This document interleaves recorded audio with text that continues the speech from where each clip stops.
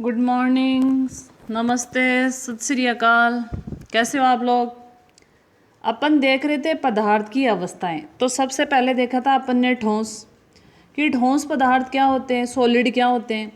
Solid वो होंगे, ठोस वो होंगे जिनके मध्य रिक्त स्थान कम से कम होता है, आकर्षण बल बहुत अधिक होता है।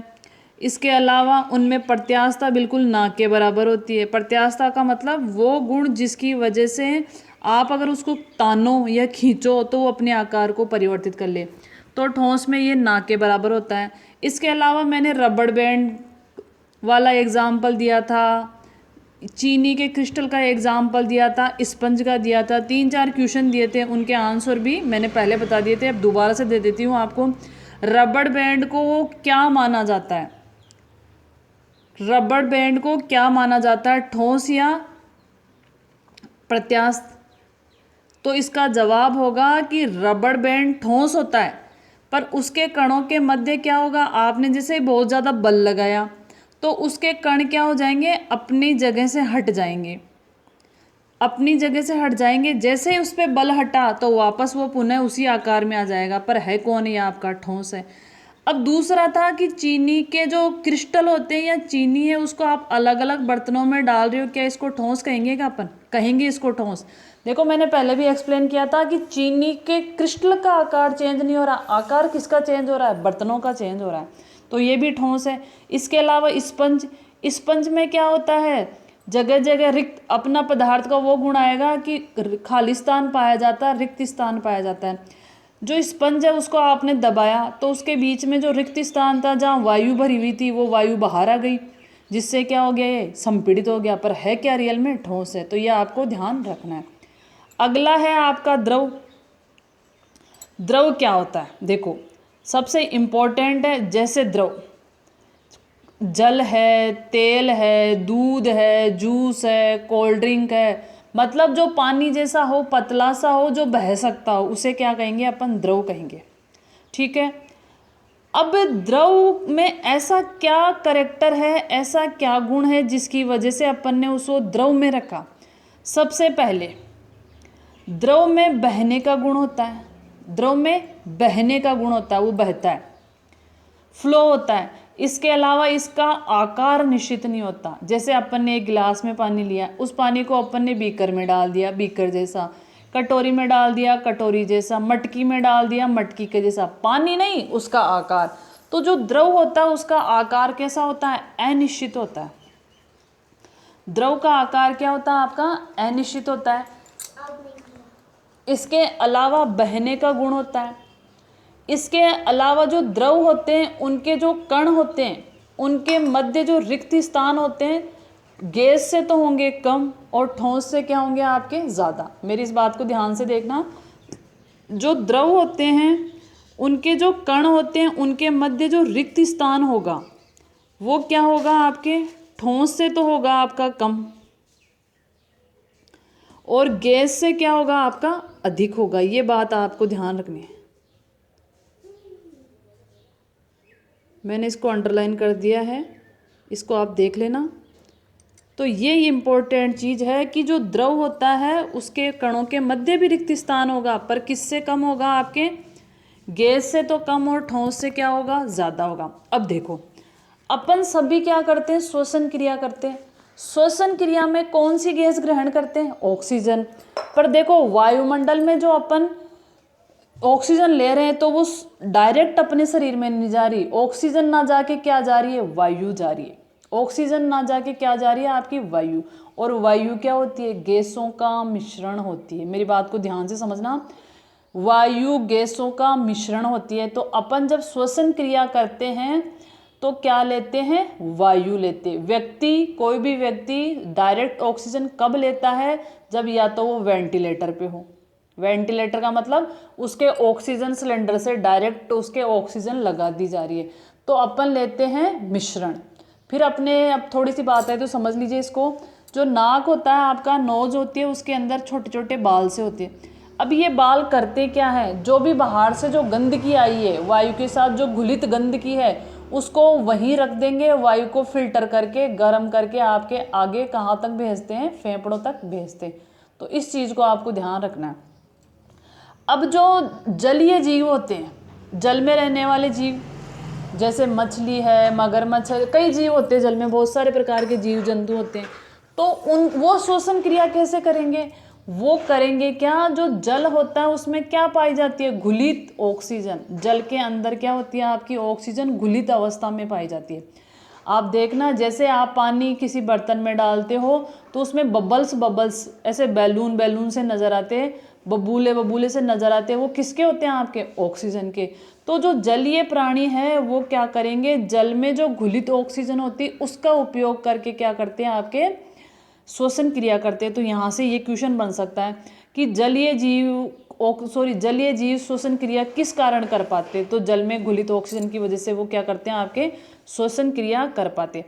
अब अगला आता अपनी गैसीय अवस्था। गैस का मतलब जिसका निश्चित आकार नहीं होगा। अब यहाँ चारों ओर सराउंडिंग में अपने चारों ओर गैस ही गैस है, कोई आकार नहीं है। आयतन निश्चित हो सकता है, ठीक है। इसके अलावा क्या होगा? आकार की तो अपन बात ही नहीं कर सकते, इसके अलावा गैस का एक इम्पोर्टेंट लक्षण है, एक महत्वपूर्ण गुण है कि इसके अणुओं के मध्य रिक्त स्थान सबसे अधिक होता है। सबसे अधिक का मतलब द्रव और ठोस से ज़्यादा होगा रिक्त स्थान, जिसकी वजह से क्या होगा, इसमें एक और गुण ऐड हो जाएगा कि इसमें जो संपीड़न की प्रकृति होती है, इसको आप जैसे गुब्बारा लेते हो, गुब्बारे में हवा भरी हुई है, फिर आप गुब्बारे को दबा सकते हो। अब आपका पत्थर ले लो, क्या पत्थर को दबा पाओगे? क्या नहीं दबा पाओगे। अब आप एक गुब्बारे के अंदर पानी डालो और एक में हवा, तो कौन से को ज़्यादा दबा पाओगे आप? जिसमें हवा होगी, ठीक है। क्यों? क्योंकि जो गैस होते हैं उनके कणों के मध्य रिक्त स्थान बहुत ज़्यादा होता है। जो गैस के अणु होते हैं उनके मध्य रिक्त स्थान ज़्यादा होते हैं, इसीलिए वो दब पाते हैं। अब देखो, अब आपसे पूछा जाए कि जो सिलेंडर है आपका, एलपीजी वाला सिलेंडर जिसको गैस चूल्हा बोलते हो आप, उसके अंदर गैस कैसे भर दी अपन ने? कैसे भर दी गैस?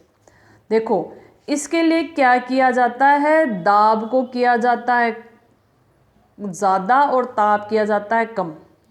गैस का जब ताप कम कर दिया जाता है, दाब बढ़ा दिया, मेरे सेंटेंस को ध्यान से सुनना, गैस में जब दाब बढ़ा दिया जाता है, ताप कम कर दिया जाता है, तो वो द्रव अवस्था में आ जाती है।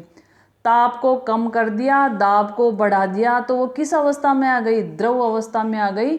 और सिलेंडर जो एलपीजी का होता है या सीएनजी का होता है, उसमें इसी विधि के आधार पर आपकी गैस भरी जाती है। तो यहाँ दो तीन चीज़ें निकल के आई है। गैस के अणुओं के मध्य रिक्त स्थान अधिक होता है ठोस और द्रव से। इसके अलावा इनके अणुओं के मध्य आकर्षण बल नगण्य होता है। आकर्षण बल कैसा होगा आपका? ना के बराबर होगा। इसके अलावा जो गैस होते हैं उनमें संपीड़न की क्षमता क्या होती है? सबसे ज़्यादा होती है, ये ध्यान रखना। अब अपने घरों में अपने घरों में एक गैस का उपयोग किया जाता है, ठीक है, जिसको बोलते हो आप लोग एलपीजी। एलपीजी, तो इसका कई बार इसका पूरा नाम पूछा जाता है। एलपीजी का मतलब होता है आपका द्रवित petroleum gas, liquid petroleum gas. इसको क्या कहा जाता है? Liquid petroleum gas. यहाँ से भी एक छोटा सा क्वेश्चन बनता है, कई बार इसकी फुल फॉर्म पूछी जाती है, कई बार इसके उपयोग भी पूछे जाते हैं। तो आपको दोनों ही चीज़ें ध्यान रखनी है। तो जो एलपीजी होती है, इसका उपयोग कहाँ किया जाता है? सिलेंडर के रूप में। एक होती है आपकी सीएनजी। तो कई बार इन दोनों का नाम पूछा जाता है, कई बार इन दोनों के उपयोग पूछे जाते हैं। तो आपको दोनों चीज़ें ध्यान रखनी है। तो जो द्रवित पेट्रोलियम गैस या एलपीजी, और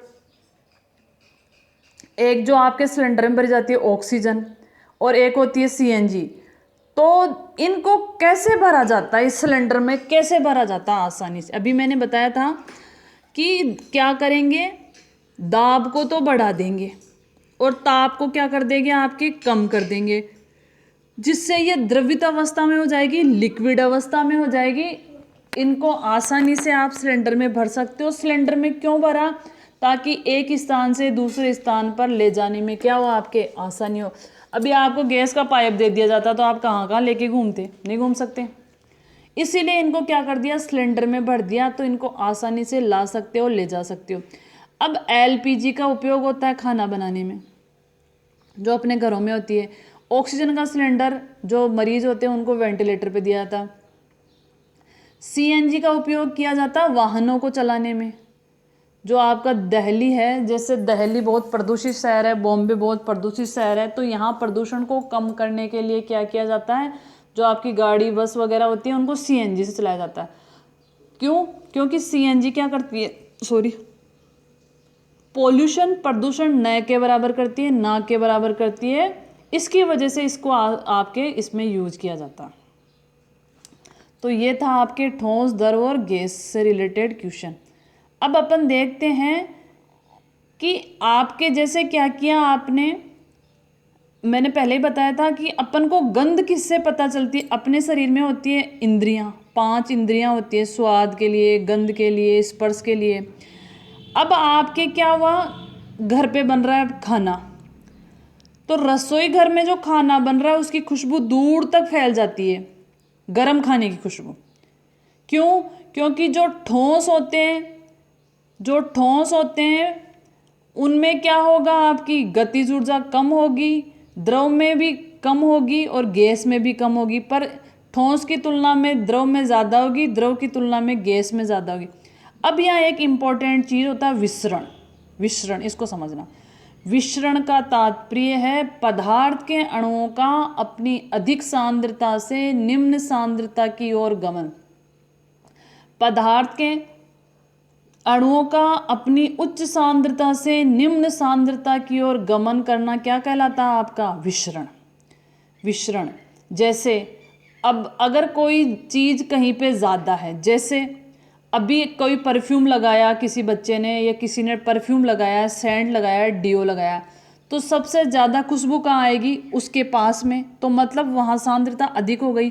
जैसे जैसे उस व्यक्ति से दूरी बढ़ती जाएगी, गंध कम होती जाएगी, तो वो क्या हो जाएगी, निम्न सांद्रता। तो पदार्थों का गुण होता है उच्च सांद्रता से निम्न सांद्रता की ओर गमन करना। यही गुण क्या कहलाता है, आपका विसरण। अब इसको बढ़ा कब सकते हैं, गतिज ऊर्जा को बढ़ाकर।